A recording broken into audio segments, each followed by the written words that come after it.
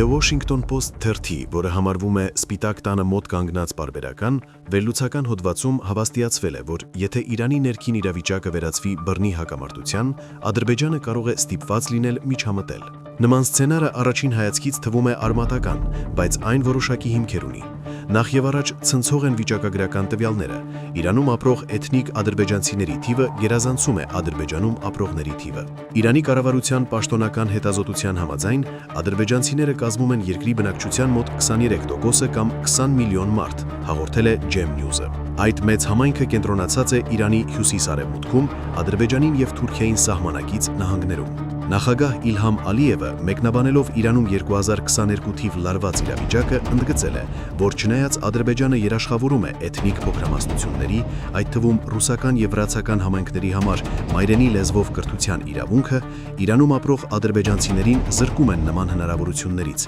ինչը նա անվանել է անարդարություն։ Նա քննադատել է Իրանում ադրբեջանական դպրոցների արգելքը եւ հայտարարել, որ այս հարցի բարձրացումը համարում է իր ինքնիշխան իրավունքը։ Իրանական կողմը իր հերթին նման հայտարարությունները համարում է միջամտություն իր ներքին գործերին։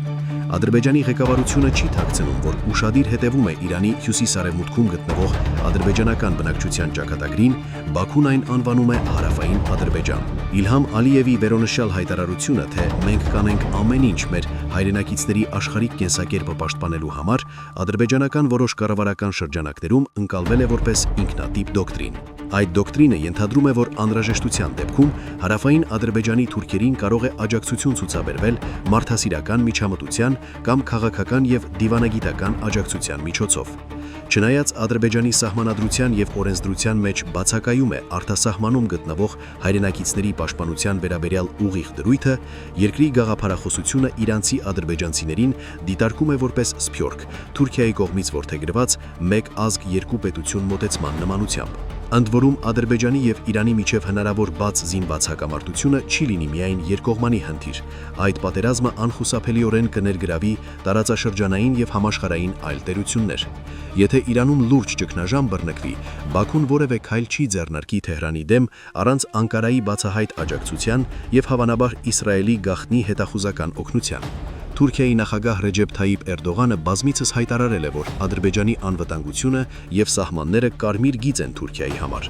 Այս համատեքստում պատահական չէ, որ միջազգային դիտորդները նշում են, որ երբ լարվածությունը սրվում է Իրանի ներսում կամ Հայաստանի հետ սահմանին, Ադրբեջանի եւ Թուրքիայի բանակները համատեղ զորավարժություններ են անցկացնում։ Սակայն կան նաեւ բազմաթիվ ուժեր, որոնք դեմ են իրանական ուղղությամբ հնարավոր ռազմական սրացմանը։ Նախ եւ առաջ Ռուսաստանն ավեկորեն ցույց է տվել, որ հետաքրքրված չէ Իրանի փլուզմամբ։ Կրեմլը դիվանագիտական աջակցություն է հայտնել Թեհրանին եւ հայտարարել է, որ դեմ է Իրանի կայունությունը խաթարելու ուղղված արտաքին միջամտությանը։ Պատճառներից մեկը այն է, որ Իրանը Ռուսաստանի կարևոր դաշնակից է Մերձավոր Արևմուտքում, մյուսը կապված է տարածաշրջանում անունակում դեպքում առաջացող հնանավոր ուժի վակուումի հետ։ Ռուս ստրատեգները վախենում են, որ թուլացված Իրանը կարող է հանգեցնել Հարավային Կովկասում թուրքական արևմտյան լիական գերախանժության հաստատմանը, որը հակասում է Կրեմլի շահերին տարածաշրջանում։ Պետք է նաև հաշվի առնել, որ եթե Իրանում էթնիկ մասնատությունը իրականանա, դրա շղթայական ռեակցիան կարող է տարածվել այլ բազմազգ պետությունների։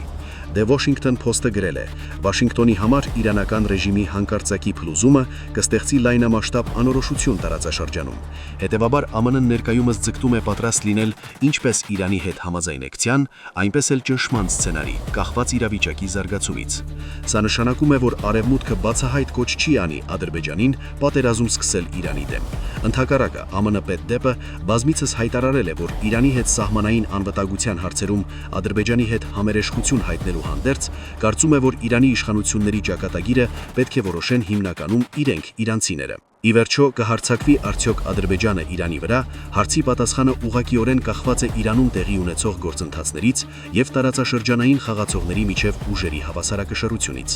Ներկայումս ոչ Ադրբեջանը, ոչ էլ Թեհրանը հետաքրքրված չեն բաց պատերազմով։ Երկու մայրաքաղաքները լավ գիտակցում են, որ նման բախումը կլինի աղետալի եւ կարող է դուրս գալ վերահսկողությունից, տարածվելով ավելի լայն տարածաշրջան։ Միևնույն ժամանակ իրականությունը այն է, որ երկու երկրների միջև հարաբերությունները չափազանց լարված են, եւ փոխանդած անվտանգության մակարդակը հասել է գագաթնակետին։ Ներկայիս իրավիճակում Ադրբեջանը մտադիր չէ ինքնուրույն պատերազմ սկսել Իրանի հետ։ Ամենարեալիստ սցենարը, եթե Իրանում լայնամասշտաբ ներքին հակամարտություն սկսվի, կլինի այն, որ Ադրբեջանը Թուրքիայի բացահայտ աջակցությամբ անվտանգության զոնա ստեղծի իր սահմանի երկայնքով եւ մարդասիրական միջամտության պատրվակով ժամանակավոր վերահսկողություն հաստատի հարավային Ադրբեջանի տարածաշրջանի։ Դա հնարավոր է միայն որոշակի պայմաններում, մասնավորապես գործնականում Իրանի կենտրոնական կառավարության կաթվածված լինելու դեպքում։ Հակառակ դեպքում կարճաժամկետ հեռանկարում Ադրբեջանի եւ Իրանի միջև լարվածությունը հավանաբար կշարունակվի հիմնականում տեղեկատվական պատերազմի, հետախուզական դիմակայության եւ դիվանագիտական ճնշման ոլորտում։